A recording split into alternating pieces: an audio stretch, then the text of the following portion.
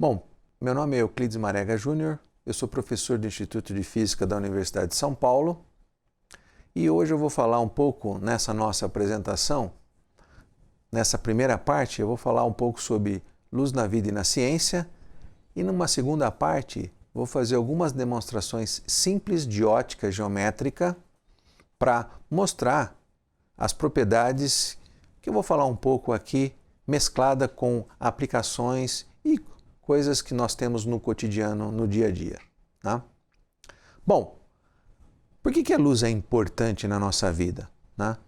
A luz é importante porque, primeiro, ela é a fonte de energia primária que nós temos. Né? Toda energia, quase que toda energia que nós utilizamos na nossa vida cotidiana, ela vem da energia eletromagnética fornecida pelo Sol. Né? Essa energia ela vem de uma forma sustentável, ou seja, ela é renovável. O Sol, como uma fonte de energia, ele está constantemente produzindo essa energia que nós consumimos aqui. Né? A luz também ela é importante na saúde, tanto na produção de vitaminas, como também na forma de você diagnosticar doenças e tratar doenças. Na nossa vida cotidiana, a luz ela tem uma importância grande nas comunicações óticas, GPS, todas as informações que nós temos hoje, que nós transmitimos hoje, ela vem através de ondas eletromagnéticas. Quando eu falo luz, eu estou falando em ondas eletromagnéticas. Essas ondas eletromagnéticas, eu vou mostrar mais tarde, elas são compostas por campos elétricos e campos magnéticos. Não?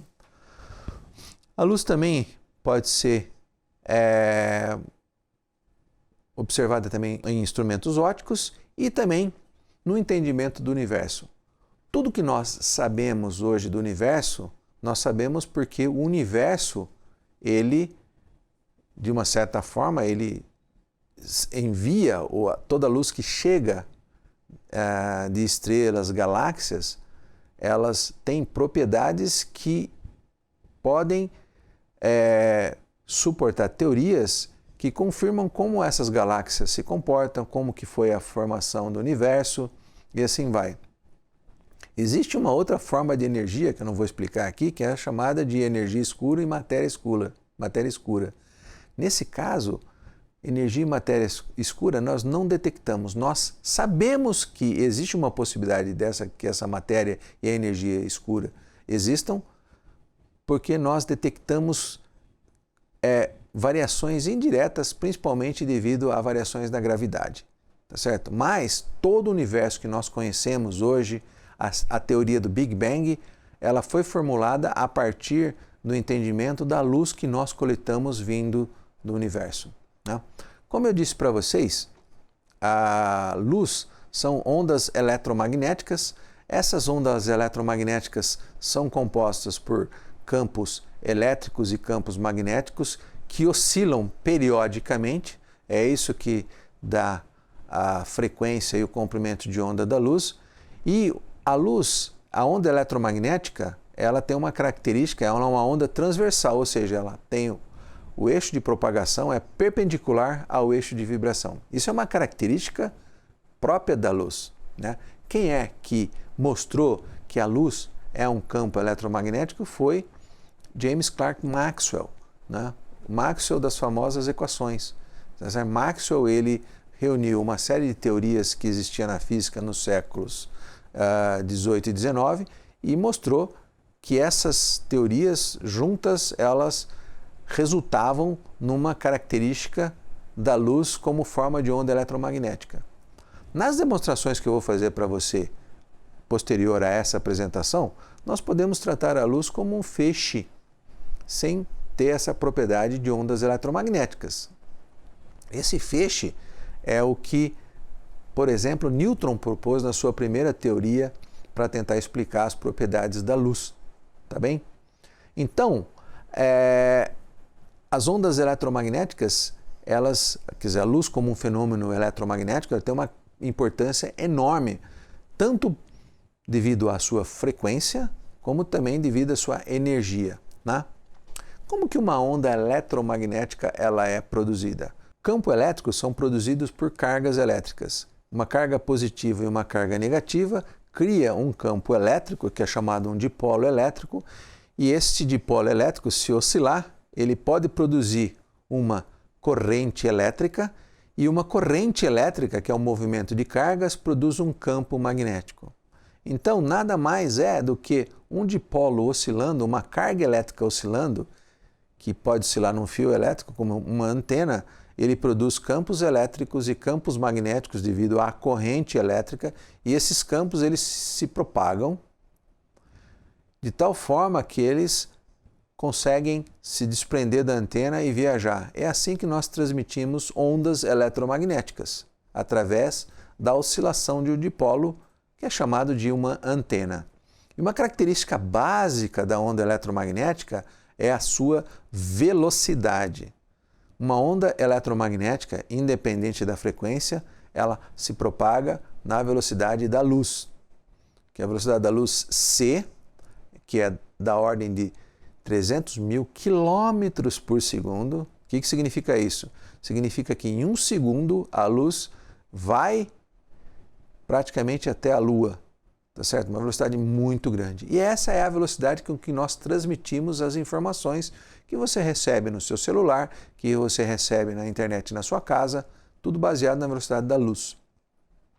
No vácuo, ou seja, na ausência de matéria, a luz ela é descrita dessa forma aqui, 1 sobre a raiz quadrada da permissividade elétrica e da susceptibilidade magnética, né?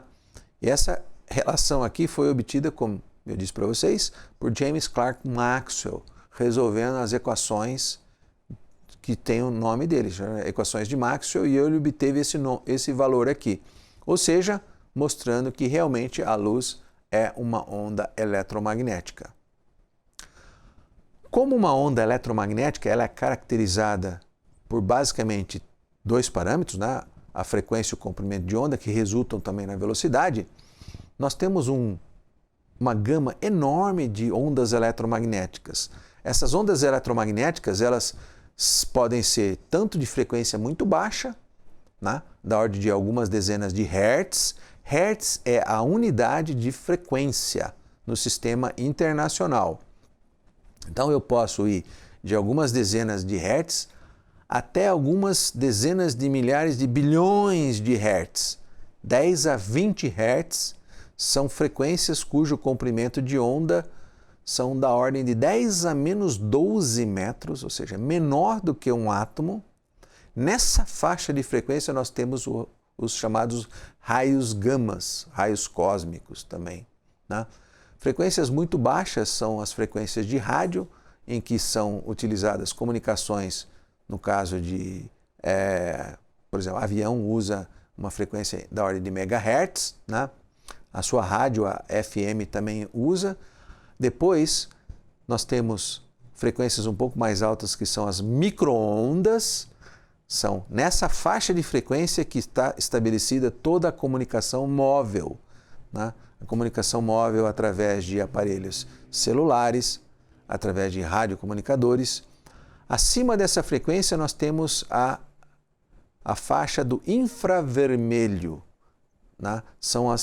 Você sente o infravermelho porque ao chegar perto de um corpo aquecido, você sente que você sente uma sensação de calor. Essa sensação de calor é devido à emissão das ondas eletromagnéticas por esse corpo aquecido, que chega até a sua pele, e a sua pele tem essa sensação de calor, né? Isso aqui é também utilizado muito na parte militar, né?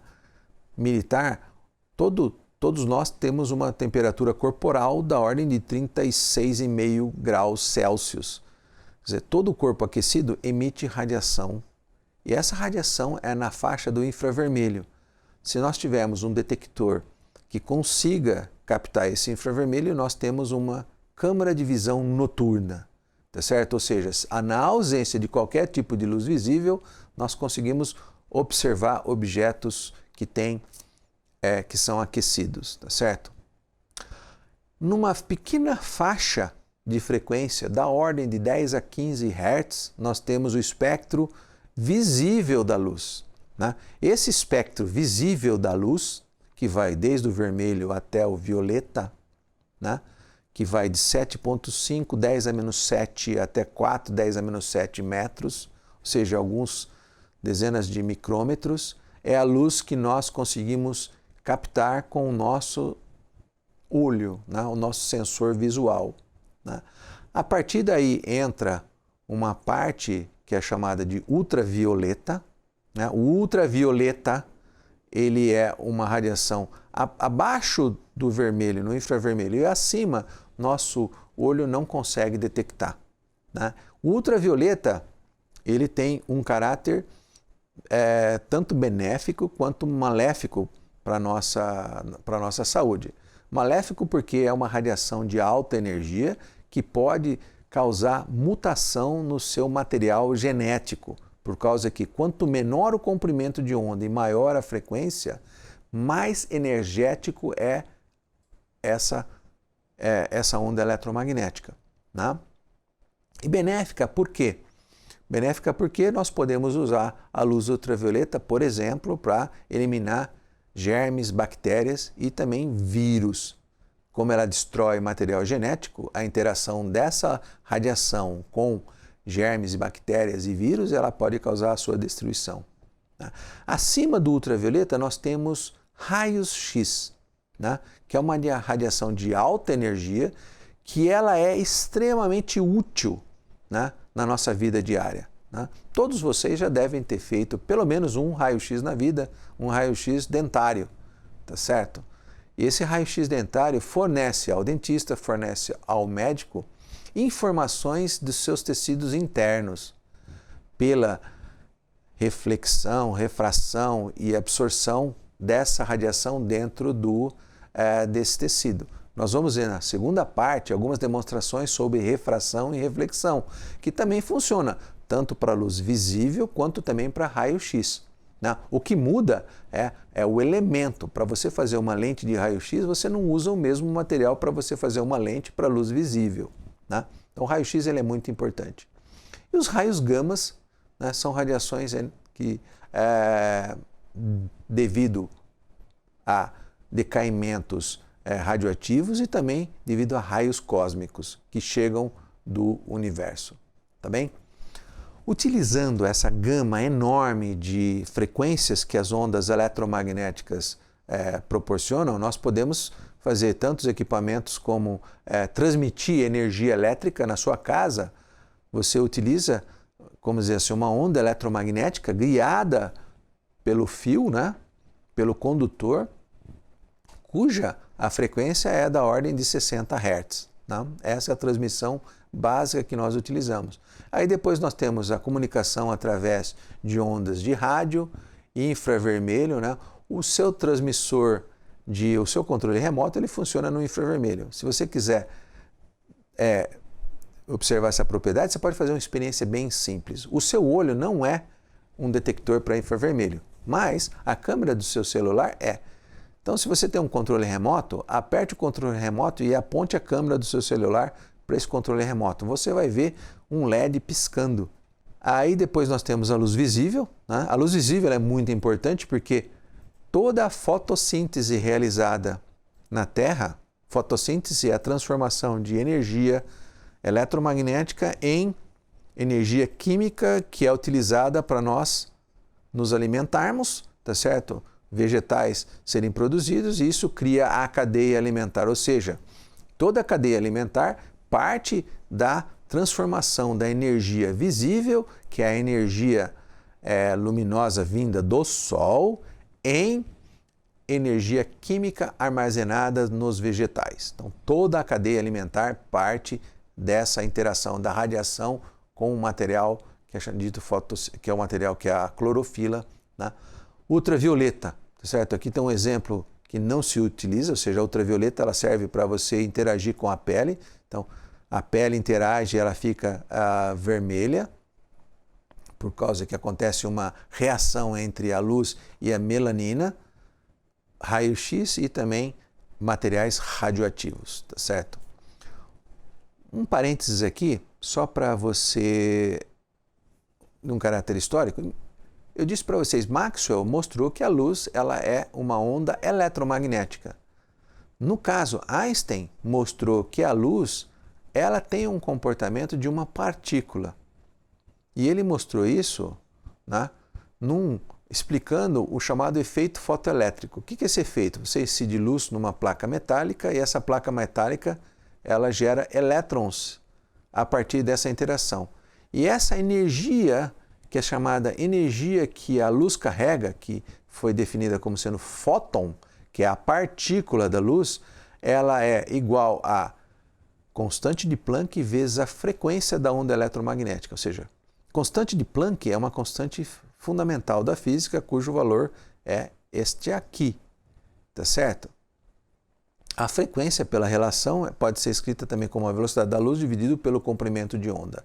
Então essa é uma relação fundamental que foi demonstrada por Einstein em 1905. Né?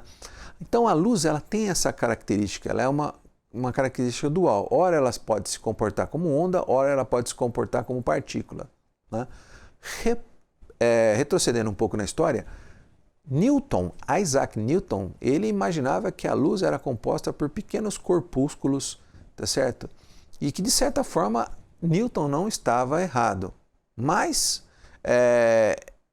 esses corpúsculos eles só são observados numa situação muito característica, tá certo? No caso do efeito fotoelétrico. Bom, como eu disse para vocês, a luz ela é essencial na nossa vida. Né? Por quê?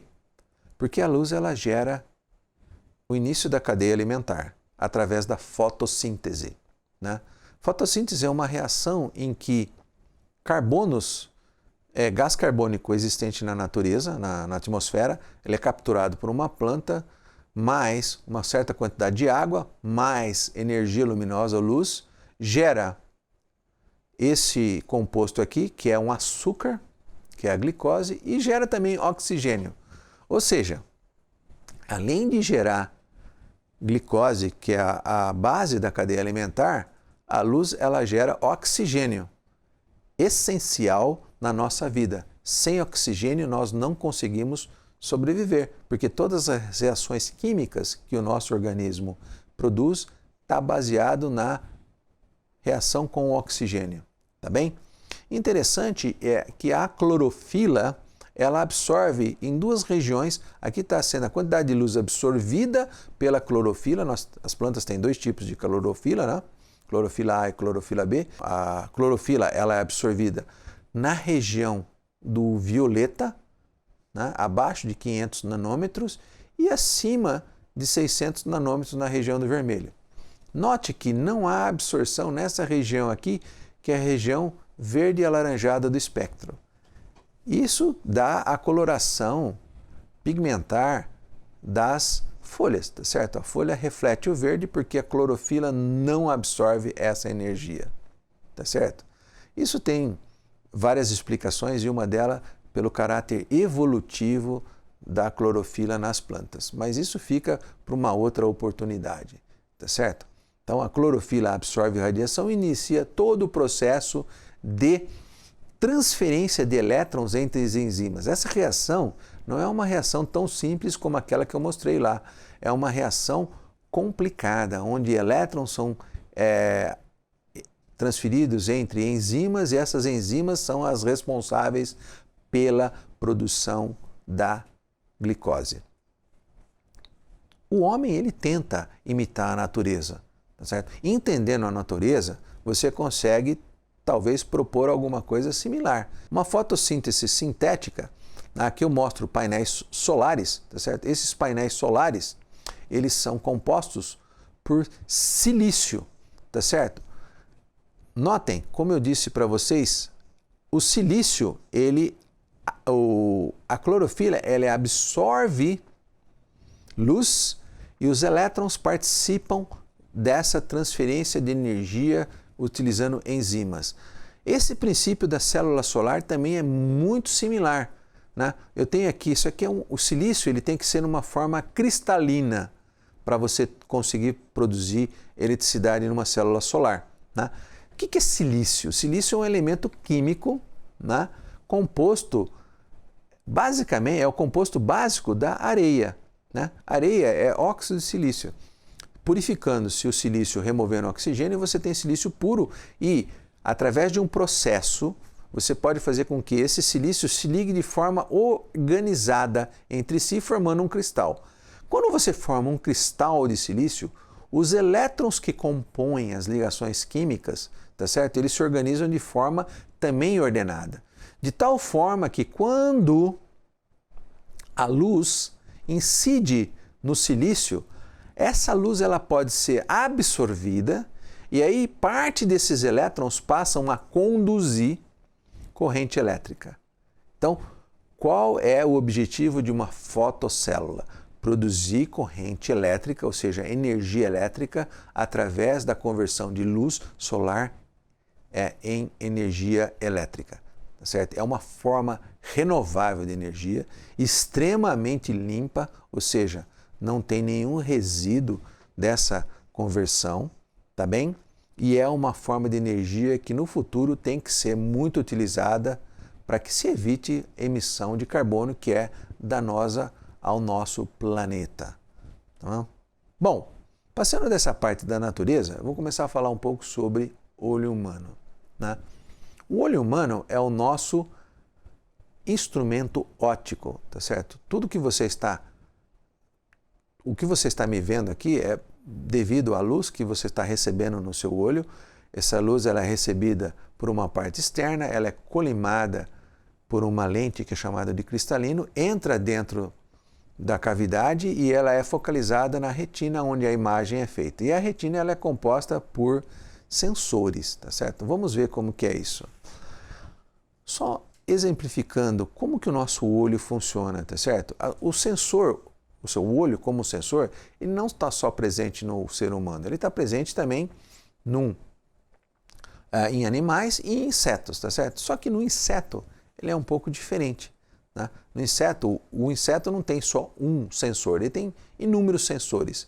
Então é como se a visão do inseto fosse uma visão pixada, ou seja, com vários pixels que formam essa imagem, tá certo? O inseto ele não detecta cor, que só está uma representação. Né? Isso aqui é uma visão que nós temos no nosso olho humano e que é a visão que o inseto tem. Né? Por que o inseto observa isso? Que cada elemento desse que a gente chama de olho do inseto é composto por um sensor de luz. Né? O nosso olho humano ele é diferente e ele basicamente ele funciona dessa forma aqui. Né? Nós temos um objeto, esse objeto emite luz, essa luz ela refrata inicialmente na córnea, depois ela refrata no cristalino, aqui tem um humor aquoso e aqui tem a retina. Né? Tudo isso é explicado por uma relação muito simples, tá certo? Essa relação aqui é a relação, né, onde você pode determinar a distância focal a partir das imagens, da posição da imagem e do objeto. Tá bem? Isso aqui é como o olho é no seu interior. Né? Se você já foi num oftalmologista, na hora que o oftalmologista observa o seu olho, você vai ver, essa aqui é a retina. Né? A retina ela é um tecido composto por células especiais, tá certo? Essas células são irrigadas por vasos que tem que alimentar, ou seja, tem que transportar tanto oxigênio como nutrientes para essa retina, tá certo? Né? Isso aqui é uma seção transversal da retina obtida por uma técnica óptica. Como eu disse no começo, a luz também ela é utilizada para fazer diagnóstico, tá certo? Tanto imagens para o médico observar se a sua retina está completamente sã, como também outras técnicas mais sofisticadas, que é a chamada tomografia de coerência óptica, aonde é feita uma seção transversal da córnea para ver se a córnea está em perfeitas condições. Né? Isso é feito em pessoas de mais idade para ver se contém algumas doenças como sendo glaucoma, degenerescência macular e outras doenças baseadas nesse tipo. Ou seja, um médico oftalmologista tem que entender muito bem como que se funciona o nosso olho humano, então como funciona a interação da luz também com o nosso olho humano. E como que a luz detecta, como que o nosso olho humano detecta a luz? Né? Nós temos dois tipos de células, né? Os bastonetes. Isso aqui é uma visão real, né, do tecido da retina. Aqui tem um tecido que são os vasos sanguíneos, eles vêm aqui em irrigam, e nós temos pequenas células especializadas, que são os bastonetes e são os cones. Né? O que acontece? Os cones, eles detectam e distinguem cores. Né? Os bastonetes, eles detectam intensidade. Né? Se nós fôssemos comparar o nosso olho com uma câmera, como você tem no seu celular, o nosso olho ele tem uma resolução da ordem de 400 megapixels. Né? É uma resolução bem grande, tá certo? Por isso que a gente tem é muito maior do que qualquer câmera que nós temos aí. Né? Eu vou fazer uma brincadeira com vocês agora para você entender como que esses cones eles detectam as cores, tá certo? Então, eu vou pedir para que você agora focalize, tá? Só na tela, tá certo? Então agora eu vou projetar só a tela inteiramente na apresentação, tá certo? E eu vou pedir para que você fixe na imagem que eu vou projetar agora. E eu vou contar até 10 e aí depois você vê qual o efeito que você teve. Então, fixe agora nessa imagem que eu estou projetando aqui, tá certo? Eu estou projetando aqui uma imagem vermelha. Sem você piscar, olhe na tela durante 10 segundos, sem piscar, olhando fixo nessa tela. Então eu vou contar. 1, 2, 3, 4, 5, 6, 7, 8, 9, 10. O que você observou? Qual é a cor do quadrado que você observou quando eu mudei de tela? Conseguiu perceber alguma variação? Eu fiz agora com o vermelho. Agora eu vou fazer com o verde. A mesma coisa. Olhe fixamente nesse quadro, sem desviar a sua visão e sem piscar também, durante 10 segundos, tá certo? 1, 2, 3, 4, 5, 6, 7, 8, 9, 10. Mudei novamente para uma tela branca. Você notou alguma diferença? Não? Sim? Então eu fiz com vermelho, verde e agora eu vou fazer com outra cor primária, que é o azul. Tá certo? Agora você sabe qual é a brincadeira. O que você acha que você vai ver na próxima tela? Então vamos lá. 1, 2, 3, 4, 5, 6, 7, 8, 9, 10. Uau! Você deve ter visto alguma coisa diferente, tá certo? Bom, o que está acontecendo, tá certo? O que está acontecendo é que os nossos cones, eles têm proteínas diferentes. Você tem diferentes cones para detectar diferentes cores do espectro. Então nós temos um cone que ele tem uma proteína chamada S-opsin, que detecta a luz da ordem de 420 nanômetros. Aí tem outra que é no azul, aí depois tem outra especializada em 530 e outra em 570, 560 que é o vermelho, ou laranja avermelhado. Né? O que acontece? Tá certo? Quando nós estamos olhando fixamente para a cor vermelha, né, todos os cones que têm esse tipo de proteína aqui, eles estão sendo saturados, ou seja, estão ativados, emitindo sinais elétricos que vão diretamente para o seu cérebro para compor aquela imagem. Ok? Quando eu mudo o quadrado para uma tela branca, o que acontece? O branco é uma soma das cores primárias, azul, verde e vermelho. As suas células que têm essa proteína aqui, elas demoram um certo tempo para voltar ao estágio inicial. Quando você volta a esse estágio inicial, o que acontece é que antes de você voltar, você vai observar na região do quadrado vermelho é uma soma entre verde e azul, porque é uma subtração das cores. Quando eu faço para o verde, você vai ver uma subtração entre o azul e o amarelo. E quando eu faço para o azul, você vai ver uma cor que é a cor entre o verde e o vermelho. Nossa retina, quando você recebe uma quantidade muito grande de luz, ela demora um certo tempo para relaxar. Por que ela demora um certo tempo para relaxar? Porque essa relaxação é feita por uma reação química. Então, essa proteína especializada que compõe o cone, né, a opsin, que tem 3 tipos, né, quando ela recebe luz, ela tem uma reação química que muda a sua conformação com uma conformação trans-cis. Né? Primeiramente, ela é cis, na hora que ela recebe luz, ela tem uma conformação, ela muda o seu formato para conformação transativa. Né? E aí emite um sinal elétrico para o cérebro. E é assim que nós... Ou seja, quando a gente compõe, então, diferentes cones estão recebendo diferentes intensidades de luz. E o que acontece? O nosso cérebro processa tudo isso e é assim que nós vemos cores. As pessoas que são daltônicas, elas têm a deficiência de uma dessas proteínas. Tá certo? Então, quando ela tem deficiência de uma dessas proteínas, então os cones relacionados com essas proteínas não funcionam, então por isso que ela não consegue distinguir certas cores, tá certo? Que são misturas de outras cores primárias, tá certo? O ser humano ele também consegue tentar imaginar ou tentar fazer com que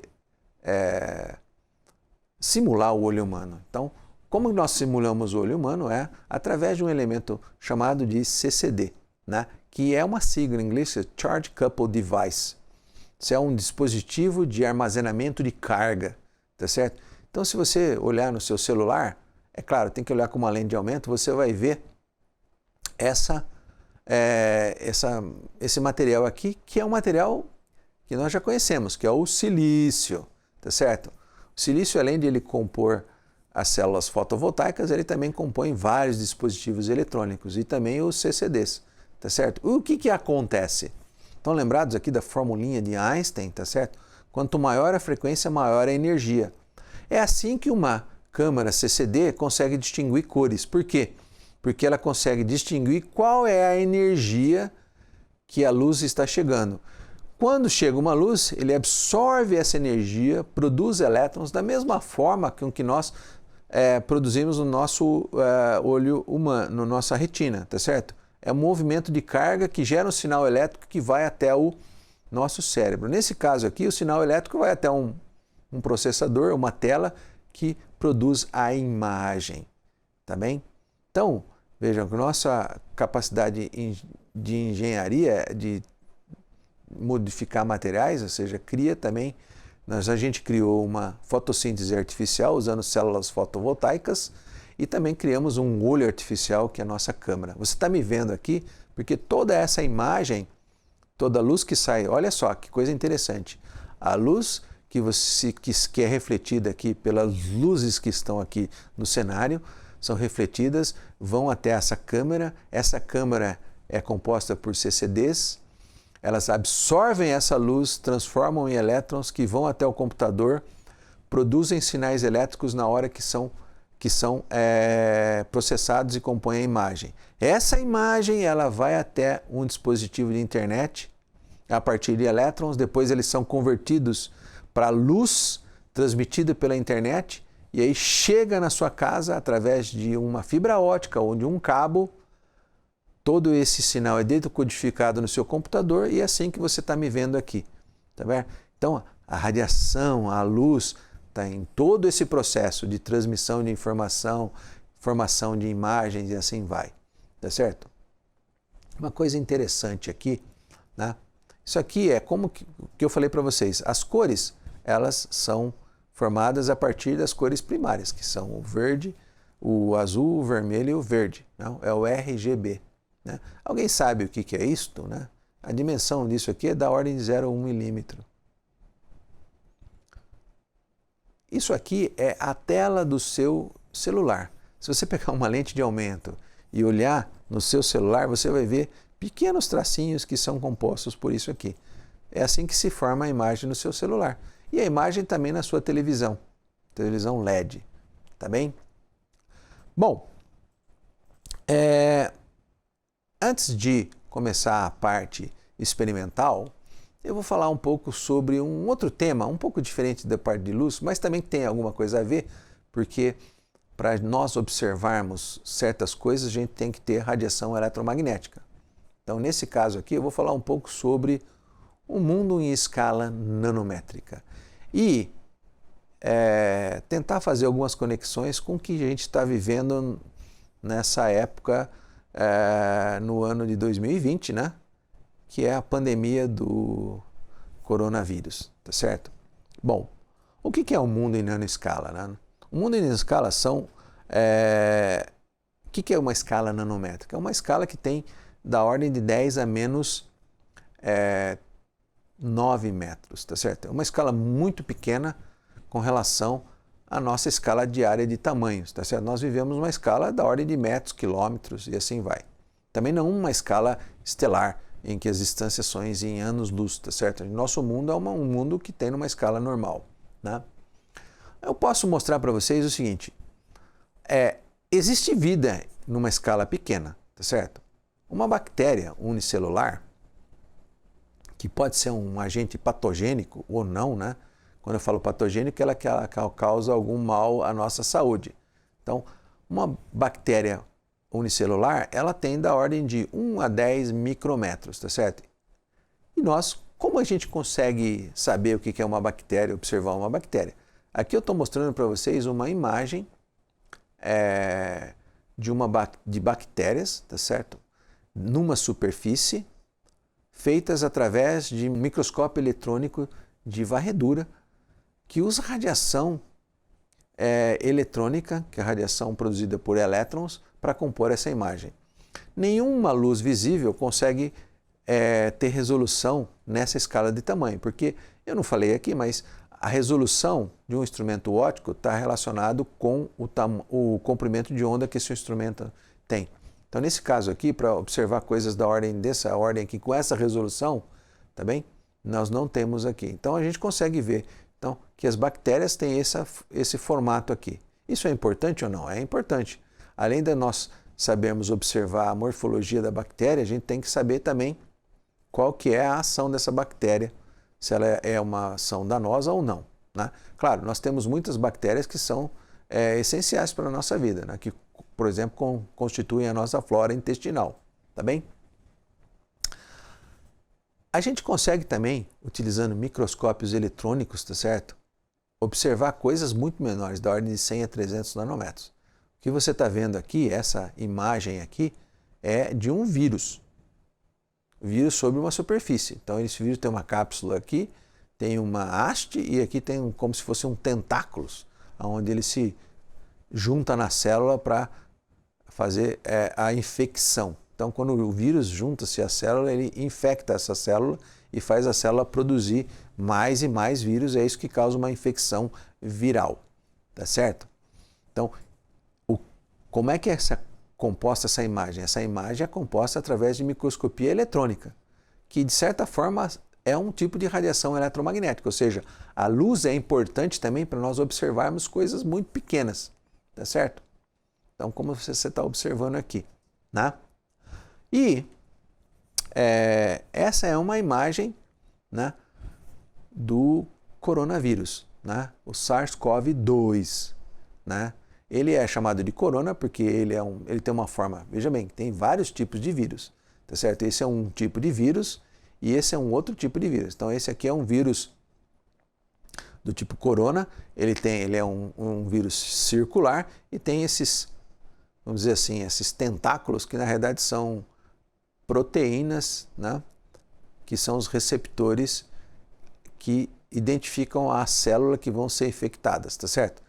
Esses receptores aqui são a chave para você descobrir algum medicamento. Se você conseguir eliminar a ação desses receptores aqui, os vírus não conseguem mais infectar a célula. Note que o tamanho desse vírus aqui é muito pequeno. Esse vírus aqui é da ordem de 100 nanômetros, tá bem? Aqui eu mostro uma foto de uma célula que é muito maior. Uma célula ela tem da ordem de micrometros, o vírus tem da ordem de 100 nanômetros.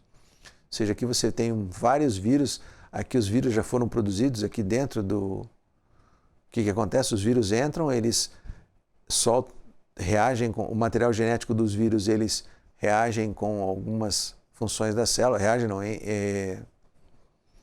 passam a atuar em algumas funções da célula, essas células produzem mais vírus e esses vírus depois acabam matando a célula, óbvio, né? Porque ela não tem mais a função dela, e depois eles saem e infectam outras células, tá certo?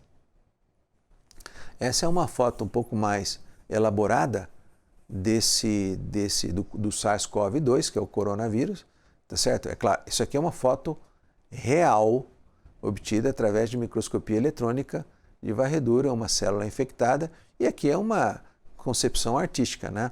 Onde o SARS-CoV-2 ele tem um material genético dele, que é chamado de RNA, né? Não é um DNA, é um vírus do tipo RNA. Ele tem aqui, a cápsula dele é composta por proteína, né, e lipídios, e aqui são os receptores, tá certo? Os receptores são aqueles que identificam quais células vão ser infectadas, né? Esse vírus aqui ele infecta muitas das células do sistema respiratório superior, com uma facilidade extremamente grande, tá bom? E uma coisa interessante é que eu posso fazer uma estimativa de quanto já foi produzido de vírus até hoje, também. Então, o vírus ele tem uma massa, né? Essa massa ela é sempre dada, né, em moléculas orgânicas, elas são grandes, elas são dadas em Daltons, né? Então, John Dalton foi aquele cientista que primeiro propôs um modelo atômico bem simples, né? Então, a massa do coronavírus seco, né, é da ordem de 10 a 7 Daltons, só lembrando que um Dalton é uma unidade de massa atômica, que é da ordem de 1,66 vezes 10 a menos 24 gramas, né? Em junho, o mundo chegou a 10 milhões de infectados, aproximadamente, que 10 milhões são 10 a 7, né? Uma infecção viral numa pessoa gera da ordem de 10 a 9, ou seja, da ordem de bilhões de vírus, tá certo? Ou seja, se eu multiplicar tudo isso aqui, a massa aproximada de vírus produzida em todo o mundo em junho, né, até o final de junho, é da ordem de aproximadamente, ou seja, apenas 100 miligramas. Ou seja, muito menos do que uma colher de chá de sal. Você vê que mesmo com uma quantidade muito pequena de material, o estrago é bem grande, tá bem? Então isso mostra para você que ciência é uma coisa muito importante, tá certo? Você tem que estudar ciência para conseguir entender como que a natureza ela age e como que a gente pode também agir de uma forma segura na natureza, ou seja, não destruir a natureza, tá certo? Mas conviver de forma harmônica com a natureza, tá certo? Por isso que nós temos vacinas, tá certo? As vacinas elas nos previnem da infecção viral, tá certo? Nunca nós vamos conseguir acabar com todos os vírus que existem na natureza, e se nós acabarmos com um tipo de vírus, a gente vai ter outros vírus que vão surgir, tá certo? Nós temos que conviver com esses vírus e tentar fazer com que a ação desses vírus na nossa saúde ela seja mitigada, tá certo? Ou seja, diminuída. Assim como outras viroses que acometiam a humanidade em tempos passados, né? Como a varíola, tá certo? Que foi uma virose muito grande, né? A poliomielite, né? O sarampo. Então são viroses hoje que são combatidas com vacinas, tá certo? Então a vacina ela é desenvolvida a partir do entendimento de como as coisas funcionam. É claro, em todos esses processos, utilização de luz, radiação eletromagnética é sempre importante, tá certo? Eu termino aqui essa parte inicial que eu falei um pouco sobre características gerais, aplicações, dia a dia, sobre luz, tá certo? Então, luz, onda eletromagnética, Quais são essas características? Então eu vou mostrar na segunda parte agora umas características de ótica geométrica, né? Refração, reflexão, e como isso a gente pode demonstrar isso de uma forma bem simples, utilizando coisas que você pode até montar na sua casa, no seu dia a dia. Agora eu vou começar a parte 2, que são demonstrações de ótica geométrica. Como nós vimos na parte 1, a ótica ela tem uma importância muito significativa na nossa vida, tá certo? E dos exemplos que eu dei foi do olho humano, né? O olho humano ele é um instrumento óptico quase que perfeito, tá certo? Basicamente ele é composto por uma lente e depois por um sensor, né? Como nós vimos, os sensores também podem ser feitos de forma artificial, como os CCDs, tá certo? Mas agora eu gostaria somente de demonstrar alguns princípios da ótica geométrica, tá? A ótica geométrica é a parte da física que estuda os fenômenos ópticos, tá certo? De refração, reflexão em superfícies. Tá certo? Nesse caso, nós não necessitamos considerar a luz como uma onda eletromagnética, né? Então, eu vou demonstrar para vocês agora alguns princípios e vou partir agora de uma fonte de luz. Como fazer uma fonte de luz para demonstrar os princípios da ótica geométrica? Eu tenho aqui agora dois exemplos de fonte de luz para mostrar para vocês, tá certo? Essa daqui é uma fonte de luz composta por 2 lasers de semicondutor vermelhos, tá? E essa fonte aqui, ela produz 2 feixes colimados, tá certo? Eles estão numa superfície plana e você está vendo aqui a trajetória desses feixes ao longo da superfície plana. Então são 2 feixes praticamente paralelos, tá certo? O que são paralelos? Paralelo significa que essa distância entre os 2 feixes aqui, elas permanecem praticamente constantes, tá certo? Até mais ou menos essa região aqui, os feixes eles são paralelos. Por que é importante eu ter um feixe paralelo, feixes paralelos de luz? É importante para que eu crie ou simule os raios que vêm da superfície do Sol. Como o Sol está muito distante da Terra, quando os raios chegam, eles chegam praticamente paralelos, criando assim o que nós conhecemos como um pincel de luz, tá certo? Então voltando aqui, então essa fonte aqui é uma fonte laser, uma fonte bem simples, composta por 2 lasers de semicondutor, e essa daqui é uma fonte, né, bem simples também, que ela é composta também por um elemento semicondutor. Nesse caso aqui não é um laser, é um LED, né? Esse LED aqui ele está ligado a 2 pilhas AA de 1,5 V, né? Poderia ser ligado também com 3 pilhas, e ele é montado num suporte, né, em que ele tem aqui, você pode ver ali o brilho do LED, né? E aqui tem uma fenda. Essa fenda ela faz a colimação da luz na superfície plana. Porém, como você pode ver, essa colimação, esse feixe é muito menos intenso, né? Os LEDs eles são menos intensos, você poderia usar um LED também de maior intensidade, mas ela, se você perceber aqui, ela diverge um pouco quando não se aproxima da fonte, tá bom?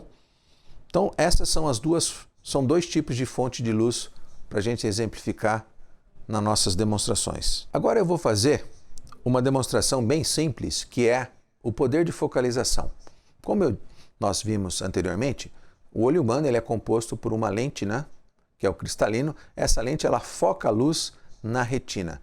E é uma lente cujo foco ele é variável, ou seja, nós temos a capacidade de fazer imagens de objeto muito longe e de objetos muito perto, muito próximos, até o nosso ponto próximo, tá certo?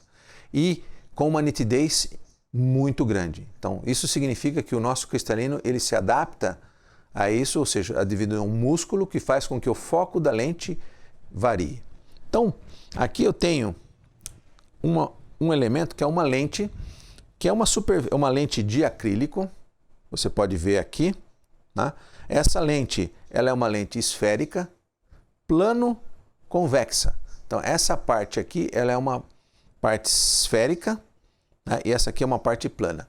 E nessa, aonde a luz reflete, ela é uma parte polida, né? As duas superfícies aqui.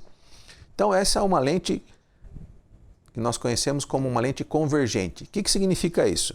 Então significa que quando eu colocar essa lente nesse pincel de raios aqui, você vai ver que os dois raios convergem para um ponto aqui.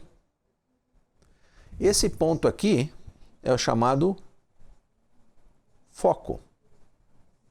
Foco da lente, tá certo? Se nós medirmos essa distância aqui, essa distância D aqui, que vai ser igual a F, tá certo? Eu posso fazer isso com uma régua.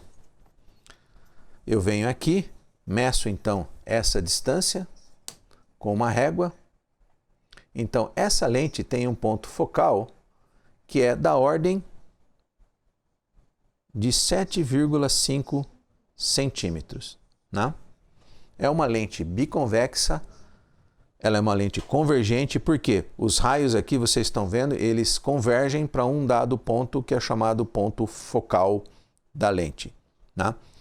A mesma coisa acontece com o nosso cristalino. O que acontece? Os raios chegam no nosso olho através de objetos que estão distantes, são esse feixe colimado, eles chegam ao nosso olho, eles convergem para a retina.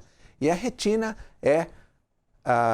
tem a função de detectar esses raios, como nós vemos, os cones e os bastonetes, produzem um sinal elétrico. Esse sinal elétrico, ele vai ao nosso cérebro e o nosso cérebro interpreta esse sinal elétrico fazendo as imagens. Né? Como nós vimos,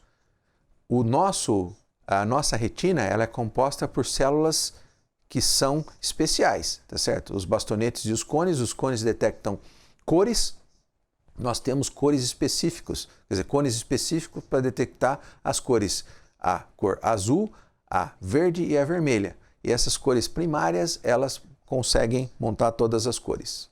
Outro tipo de lente que nós temos é a lente divergente. Então, na lente divergente, os raios eles divergem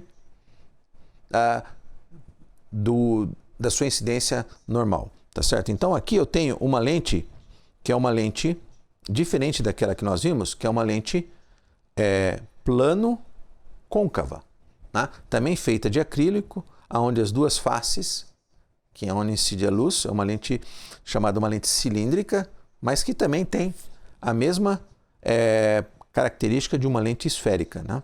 Então, como uma lente divergente ela tem a propriedade de divergir os raios, se eu colocar essa lente à frente desses dois raios, o que eu vou ver aqui? Eu vou ver raios que divergem desta. Então, aqui nós temos, ou seja, a separação, que é a distância entre esses dois raios aqui, ela aumenta, né? Quanto mais longe eu estou da minha lente. Tá? Como é que eu posso fazer o foco? Esse foco dessa lente é dito um foco virtual. Então ele não é um foco real, eu posso fazer traçando os raios do outro lado da lente, o prolongamento dos raios. Então aqui tem o meu ponto focal dessa lente. E com a régua também eu posso vir aqui e calcular esse ponto focal dessa lente divergente. Agora eu vou fazer um experimento bem interessante. Né? Nós temos dois tipos de lentes, as lentes convergentes e as lentes divergentes, tá certo? Então aqui, eu tenho inicialmente a lente divergente.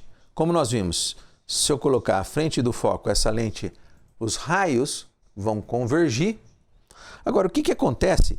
Uma característica importante da lente é o seu raio. Esse raio da superfície esférica, ela é uma característica da lente, ou seja, quanto maior for o raio, maior vai ser o ponto focal, ou seja, mais distantes os raios vão convergir. Então, o que acontece se eu colocar uma lente convergente e uma divergente de mesmo raio? Ou seja, eu vou fazer essa montagem aqui, ó. Nós temos então a lente convergente e a lente divergente, cujos raios internos são os mesmos. As duas superfícies esféricas são iguais. Olhem só, colocando a lente divergente inicialmente, você está vendo aqui que os raios divergem. Se eu colocar essa aqui, uma lente divergente aqui, eu faço um instrumento óptico, né? cujo ponto focal é aqui. Agora, o que acontece se eu for aproximando essa lente dessa outra lente? Você vê que o ponto focal aqui vai aumentando. Vai aumentando, aumentando, aumentando. Quando as duas superfícies se tocam, o que acontece?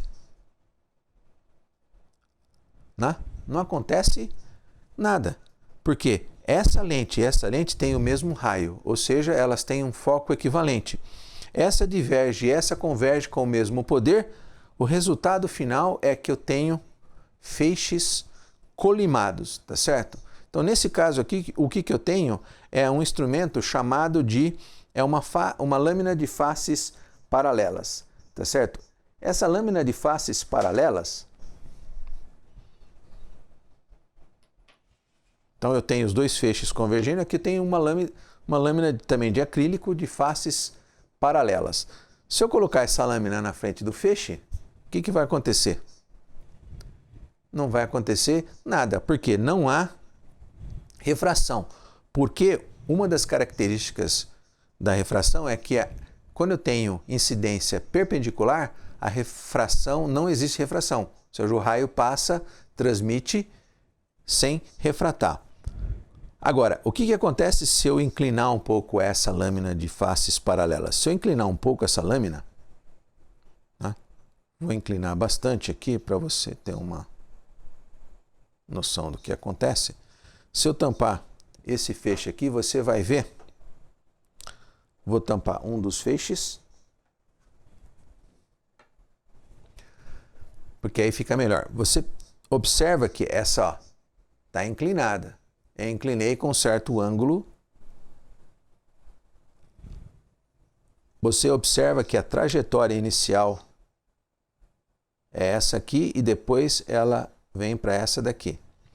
Se eu tirar, você observa que quando eu coloco um elemento de faces paralelas, o que acontece é que eu tenho uma refração, não a 90 graus, com um ângulo de incidência diferente de 90. O que eu tenho aqui é que esse raio, ele faz um desvio, mas um desvio linear, tá certo? Não um desvio angular, ou seja, ele sai da sua trajetória e vai para uma trajetória paralela, tá? Como nós temos aqui. Como eu disse anteriormente, a refração é a propriedade com que faz com que a lente tenha a propriedade ou de convergir os feixes ou de divergir os feixes. Então, o que é refração? Refração é a propriedade da luz quando entra num material, passando de um outro material. São dois materiais chamados materiais dielétricos. Esses materiais eles têm uma propriedade característica. Quando a luz interage com esses materiais, ela muda a velocidade. E a propriedade dessa mudança, que caracteriza essa mudança de velocidade, é chamada de índice de refração. O ar ele tem um índice de refração aproximadamente 1. Nesse caso, o acrílico que nós estamos trabalhando, ele tem um índice de refração de aproximadamente 1,5. Então, o que acontece? Então, essa propriedade de divergência ou convergência é basicamente devido à diferença entre os índices de refrações. Então, aqui nós temos novamente o feixe, um feixe só, bloqueei o outro feixe para ficar mais fácil, tá certo? Esse feixe é um feixe paralelo. Vou colocar agora essa superfície, a superfície plana da lente divergente. Então, o que acontece aqui? Se eu colocar essa superfície perfeitamente perpendicular a esse raio, você vai ver que aqui que o raio permanece na sua trajetória inicial, tá certo? Agora, o que acontece se eu começar a variar o ângulo de incidência desse raio? Então, eu vou fazer o seguinte, eu vou começar a rodar essa lente. Então, agora aqui eu tenho uma lente cujo incidindo sempre no centro, cujo ângulo de refração, o ângulo de incidência não é mais 90 graus. Então você pode ver aqui, o que está acontecendo aqui, ó. O feixe, ele incide inicialmente nessa direção e depois a direção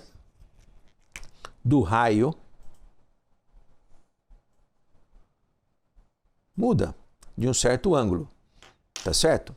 Se eu tirar essa superfície aqui, você vê perfeitamente, né? A superfície ela foi colocada aqui, você vê perfeitamente que esse raio, então esse é o raio refratado e aqui é o raio incidente e existe aqui um desvio angular, que eu chamo ele de um ângulo θ, né? Esse ângulo θ eu posso vir com um elemento de medida que é chamado de transferidor, né? Então eu posso colocar esse transferidor aqui, né? E fazer a medida. Então, nesse caso aqui, eu tive uma refração de mais ou menos 20 graus. Né? Esse poder de refração está ligado com o índice de refração desse material aqui. Quanto maior o índice de refração, maior é a refração do material. Essa é uma lei que você aprende se você está estudando últimos anos do ensino fundamental ou ensino médio. Essa é a chamada lei de Snell-Descartes, ou seja, ela, pela razão entre os índices de refração, você consegue calcular a razão entre os ângulos de incidência e o ângulo de refração. Para evidenciar a refração, nós vamos fazer o mesmo experimento que nós fizemos com a lente divergente, agora com um elemento chamado de prisma. Né? O que é um prisma? Né? Aqui eu tenho um prisma de acrílico. O prisma ele é composto basicamente por três faces paralelas no formato de um triângulo. Né? Então, o que acontece? Nenhuma dessas faces é perpendicular à outra. Tá certo? Então, eu nunca vou ter, se eu incidir então o raio no prisma dessa forma aqui, olha só que coisa interessante. Tá certo? Eu consigo ver várias configurações aqui. Então, o que está acontecendo aqui? Como as faces elas não são perpendiculares entre si, esse prisma aqui ele tem um poder muito grande de refração. Tá certo? Porque a refração acontece numa face e acontece na outra face. E o prisma ele é utilizado desde o início do estudo da ótica como um elemento que decompõe a luz. Por quê? O índice de refração ele depende de qual é a frequência da onda eletromagnética que incide. Frequências maiores, ou seja, comprimentos de onda menor, têm índice de refração maior do que, geralmente tem índice de refração maior do que comprimentos de onda maior, frequências menores. Isso é uma característica da interação da luz com o material, né? Então, esse material dielétrico. E isso é a propriedade que produz o arco-íris. Então, o que acontece no arco-íris? Um feixe de luz paralelo do Sol incide em gotículas. As gotículas elas têm superfície esférica. A luz ela tem reflexões internas, refração e reflexões internas nas gotículas. E a partir de múltiplas refrações você tem a decomposição da luz. Por quê? Se o índice de refração varia pela lei de Snell-Descartes, o que acontece é que a razão entre os índices de refração o ângulo de refração depende dessa razão dos índices de refração. Como eu tenho razões diferentes, então eu tenho ângulos de refração diferentes. Então, por isso que nós vemos cores diferentes espacialmente distribuídas num arco-íris. Então, voltamos aqui. Minha fonte de luz aqui, que é esse laser, ele tem uma cor bem definida, que é o vermelho. Então, eu não vou observar esse efeito de dispersão na cor. Mas, se eu colocar o prisma aqui, o que vai acontecer? Você observa que o feixe que estava inicialmente, está inicialmente caminhando nessa direção, e ao passar pelo prisma, ele caminha nessa direção aqui. Como nós fizemos para lente, você vê aqui que essa aqui é a direção inicial e essa aqui é a direção final. E aí eu posso medir esse ângulo de desvio. Vocês se lembram que no experimento passado o ângulo deu aproximadamente 20 graus. Nesse caso aqui, o ângulo deu, medindo aqui com o transferidor, esse ângulo θ aqui, 40 graus, tá certo? Por quê? Você vê, tenho 20 graus, é a refração em uma superfície. Uma superfície, na superfície plana, né? Aqui está a minha lente biconvexa, nessa eu tenho somente refração nessa superfície aqui, porque essa, o que vai acontecer? Que o raio vai sair perpendicular à superfície esférica, e aí vou colocar no mesmo lugar aqui, com essa inclinação, você pode ver o seguinte, que o poder de refração de um prisma é muito maior do que dessa lente aqui, porque eu só tenho a refração nessa superfície. Nessa aqui o feixe sai perpendicular.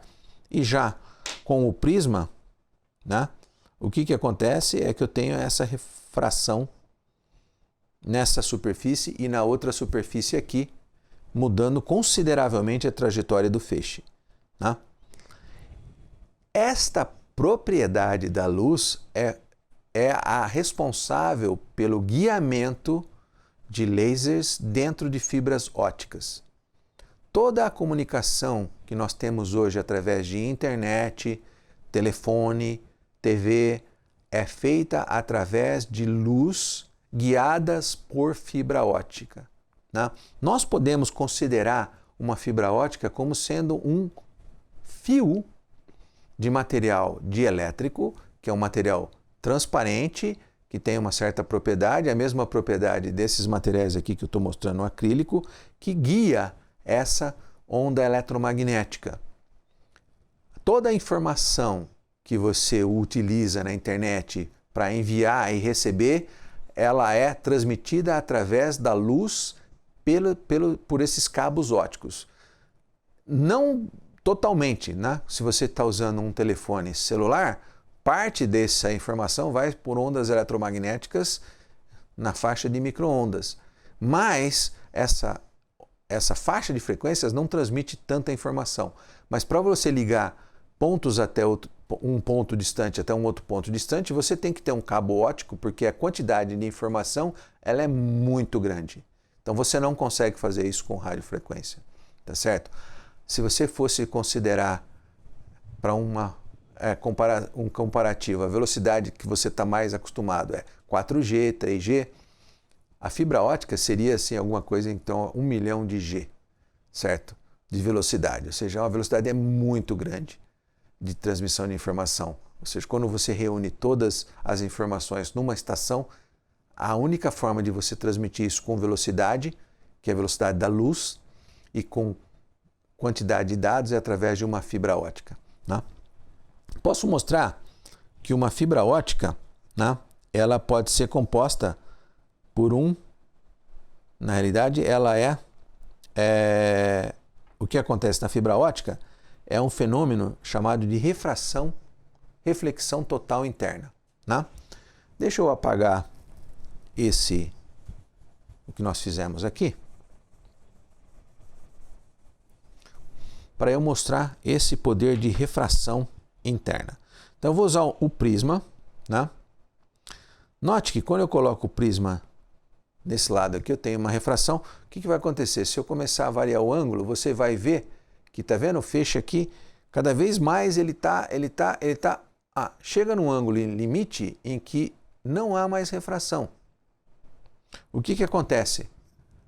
Toda a luz que chega aqui está saindo nessa direção aqui e ela está refletindo nessa superfície interna aqui. Ela reflete sem ser um espelho. Como eu vou mostrar daqui nas outras demonstrações, o poder de reflexão de espelhos, tá certo? O que acontece aqui é uma reflexão interna num material dielétrico. E a mesma coisa que acontece numa fibra óptica. Uma fibra óptica, eu posso entender ela como sendo um canal composto por dielétrico. Então aqui eu tenho, né, essa fibra óptica. Então o que acontece? A luz entra dentro desse material aqui e ele é refletido internamente e caminha dentro desse material. É claro que existem perdas, ou seja, a quantidade de luz quando entra de um material ela é menor do que a quantidade de luz quando ela no material livre, tá certo? Mas eu consigo fazer com que esse feixe que está inicialmente viajando nessa direção aqui, é um feixe paralelo, ele consiga fazer até curvas, né? Ser guiado pela fibra ótica como um elétron dentro de um fio metálico. Reflexão também é a propriedade que a luz tem quando ela incide no material que não é um material dielétrico, que é um material metálico, né? Que tem uma característica.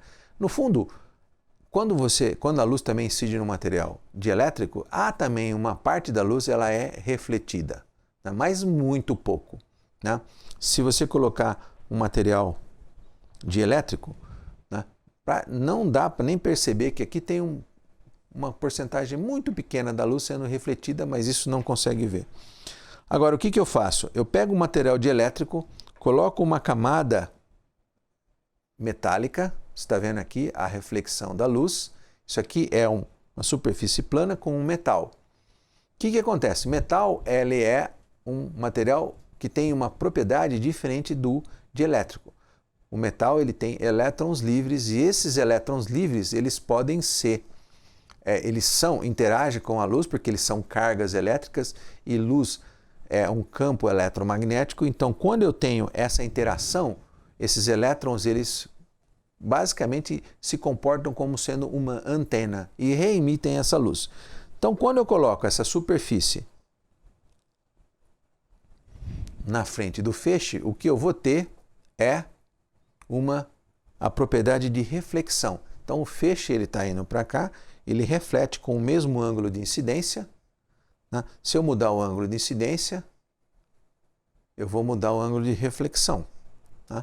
Então eu posso fazer isso aqui, mudando. Essa é uma superfície plana, né? O que acontece?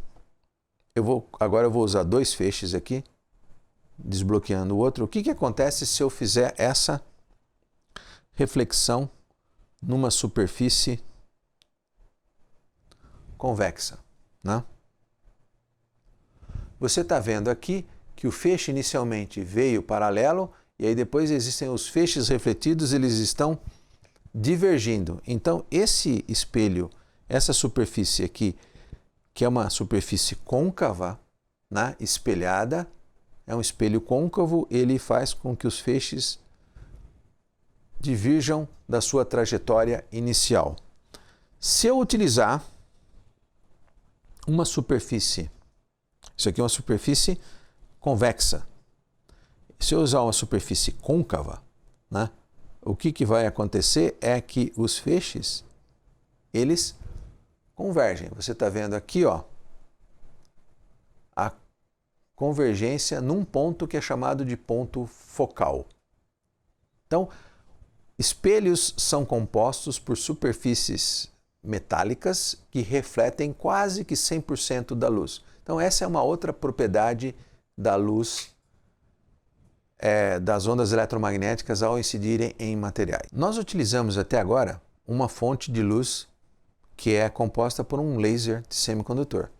Você pode montar na sua casa uma fonte de luz usando um LED que você compra aí por R$1, R$2, e colocar duas pilhas AA e montar num suporte e montar essa fonte usando um colimador. O brilho dessa fonte é muito menor do que o laser, né? Porque ela tem características diferentes, mas é possível você fazer algumas experiências de ótica, né? Principalmente as experiências de reflexão. Então eu vou mostrar aqui agora como é que eu posso usar aquela fonte inicial, né, que nós temos. Né? Lembra-se que essa fonte inicial ela é composta por um LED, você está vendo aqui o LED. Esse LED é um LED branco, então a luz que está sendo emitida é uma luz branca, né? Então esse aqui é o feixe de luz que está sendo emitido. Se eu colocar um espelho, né, o que está acontecendo aqui é que nós estamos vendo aqui essa reflexão. Você vê que a brilhância é muito pequena, então a gente vai apagar a luz agora. Você está vendo com a luz apagada, a mesma. Então aqui, ó, eu tenho o meu elemento que é o espelho e aqui tem a minha fonte de luz. Então você está vendo aqui, com menos luminosidade externa, você consegue ver o feixe caminhando aqui, praticamente colimado, né? Se eu colocar um espelho aqui, eu vejo a reflexão espelho plano, eu consigo ver a reflexão nessa superfície. Vou trocar agora, eu vou colocar o prisma. Lembrem que aqui está o prisma, nessa região aqui. Você está vendo aqui que o feixe, então, ele tem o desvio. Se eu for inclinando o prisma, o que eu for ver é a reflexão interna da luz nesse prisma aqui. Então, você está vendo um pouquinho de luz aqui, ó. E essa luz que você está vendo aqui, né? Está sendo indicada aqui, é a reflexão interna do prisma. Essas demonstrações que nós fizemos aqui para vocês, elas são demonstrações básicas de ótica geométrica. Essas propriedades, elas podem ser estudadas em qualquer livro de física do ensino fundamental final e no ensino médio. Você pode, nós não fizemos nenhum cálculo da distância focal com relação ao índice de refração, mas tudo isso você pode estudar nesses livros e depois assistir esse nosso vídeo aqui e verificar realmente que tudo aquilo que você vê no livro, ele tem uma comprovação científica, né? A ciência, ela é feita de forma empírica e teórica, né? Então, toda teoria em ciência, ela tem que ser comprovada ou verificada a partir de uma evidência experimental. O que nós fizemos aqui são evidências experimentais que demonstram aquelas relações que você aprende em ótica geométrica, né? Lei de reflexão, o ângulo de incidência é igual ao ângulo de reflexão, refração, razão entre os índices de refrações dá o poder de refração de um material dielétrico. É claro que todas essas propriedades, todas essas propriedades fundamentais da ciência, elas têm aplicações. Como eu mostrei para vocês, certo? Uma aplicação fundamental da refração é o guiamento da luz através de fibras ópticas, que são fundamentais hoje para que você está me vendo agora através da internet, ou seja, se não fosse a transmissão de informações através de luz em fibras ópticas, a velocidade dessa transmissão seria muito pequena, que você não conseguiria nem assistir um vídeo em streaming hoje. Então, é fundamental você entender essas propriedades básicas para fazer com que essas propriedades virem aplicações. É assim que a tecnologia é desenvolvida em todo lugar do mundo. Espero que você tenha entendido alguns conceitos e reveja esses conceitos em livros fundamentais de física básica, assista o vídeo e verifique essas propriedades que você obteve no livro. Então, obrigado pela sua atenção.